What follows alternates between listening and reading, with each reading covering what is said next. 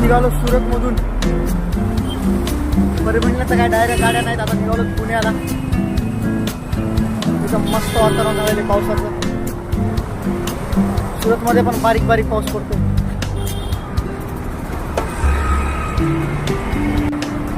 अद्वैत textile market. चला तर बस पण आलेली आपली. आता बसमध्ये जाऊन पुण्याचा मुक्काम एक. आणि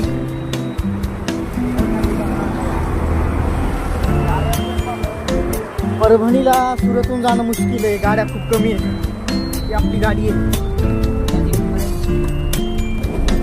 पावलोची बस आहे. कसं काय जबरदस्त एसी. हाँ तू बाद में जाना.